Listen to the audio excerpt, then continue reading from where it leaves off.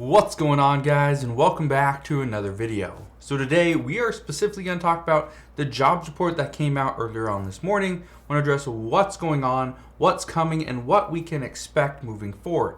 I know there's a lot of questions about, well, what's this going to do to our economy? Is this good news? Is this bad news? Well, that's where we're going to address it. First thing I want to do is we have to go over the numbers really quick, just briefly. So here we go. First, payrolls increased by 528,000 jobs in July. This was a whole lot better than expected because we were getting estimates that we would see about 258,000. So, big jump. We also know unemployment, the rate dropped from 3.6% down to 3.5%. So that's pretty big as well. We also saw wage growth. Okay, this went higher as average hourly earnings jumped by 0.5% for the month and 5.2% from a year ago. Again, higher than expected. Now, what I can tell you is this is going to be a major concern when it comes to what the Federal Reserve does in towards the end of September. Okay, because here's what's coming between now, August 5th, and September 20th. We have a new jobs report that's going to come out on September 2nd. That is going to dictate what happens with the Federal Reserve. We also have two CPI reports. One that comes out in just 5 days on August 10th. The next one comes out in September. Okay? And so again, these are going to be big days. I think it's September 13th. So again, very important dates.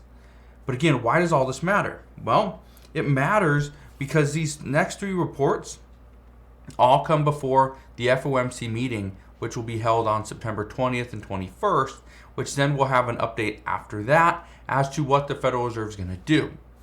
As of right now, technically before today, the Fed was expected to raise rates by 50 basis points. And I talked about this earlier on this week as well, is that multiple Fed presidents said 50 basis points. That is what they were expecting. Well, things are going to be different. And I say things are going to be different because obviously it's not the case. The report that we got this morning, the jobs report, came in hotter than expected. When payrolls rise by 528,000, again, more than double what we were expecting and what estimates were, yeah, it's going to be concerning to the Federal Reserve. When we have unemployment drop, or the unemployment rate drop, again, this is the lowest it has been, or ties the lowest it's been since, I think, the past 50 years. So that's crazy. But here's where things get even scarier. The labor force participation rate, it eased up. But at the same time, and this is again where things get scary, it goes hand in hand, less people are working, but they're actually making more money. People that are working are making more money. Wages grew. They accelerated.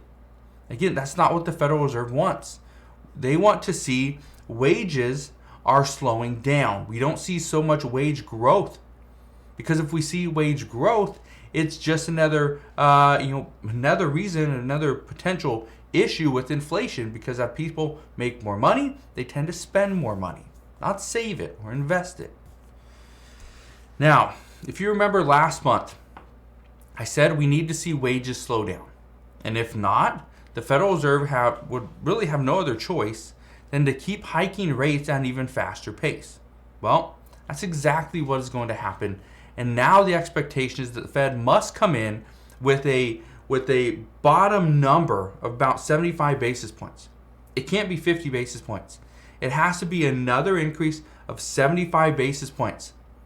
Well, according to multiple Fed presidents, they only expect to see rates increase by 1.5% for the remainder of this year. There's 3 more meetings. So for the Fed to come in and raise rates at 75 basis points, the issue there is that would be higher than the 1.5%, right? That'd be what, 2.25%? Yeah, it's a little bit higher than expected. Now, This is actually, and if we see this happen, I highly expect it's going to happen. What is going to happen after that is we're going to see companies start to tighten their spending, which means less hiring, no more wage increases. The chances of companies beginning layoffs very soon is just going to go up, right? We know that. We're going to see that. But here's another scary thing, and I was talking to somebody just earlier on today. They're telling me this as well, is Canadian companies that hire U.S. citizens are now laying off U.S. citizens. Not the Canadian workers, but the U.S. citizens first. So it's going to be interesting to see what happens. But what is crazy about everything that's going on right now is that we're technically in a recession. So we shouldn't see a jobs report where we're adding 528,000 jobs in 1 month. Shouldn't see it. We shouldn't see an unemployment rate go down. It should be going up. We should also see wage growth should be dropping, not staying at 5.2%.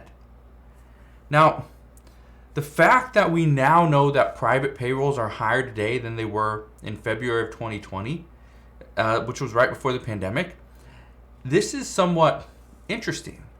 Because so the amount of upward pressure that the Federal Reserve or that we're going to have right now is insane, which means it's just another reason why the Federal Reserve is going to have to come in, pretty much step in and slow down the economy.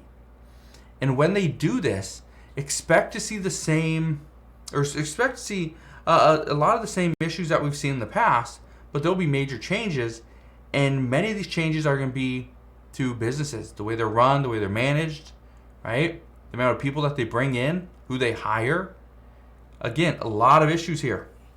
But here's what I can tell you, and this is why this whole video is just extremely important, because the moves that we make as consumers, you and I, this is going to be extremely important to see how things progress moving forward. If we continue to spend money, guess what?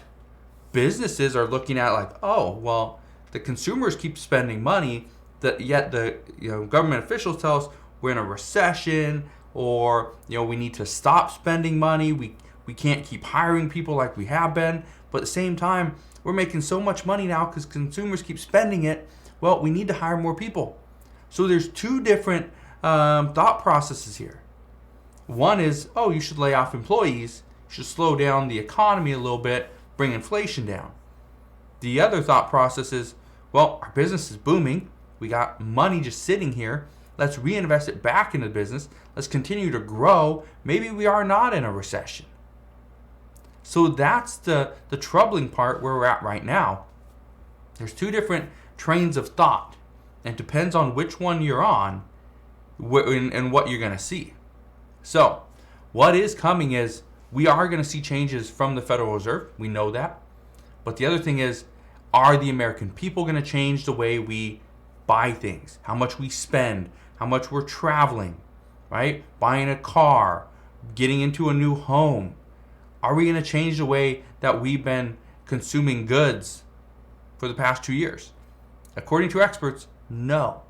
Experts believe that we are going to continue to spend money, but the issue is it's money that we technically don't have. A lot of it is going on debt, going on credit cards, which means once we lose a job, our income drops, and we still have all these bills, plus we got a credit card payment.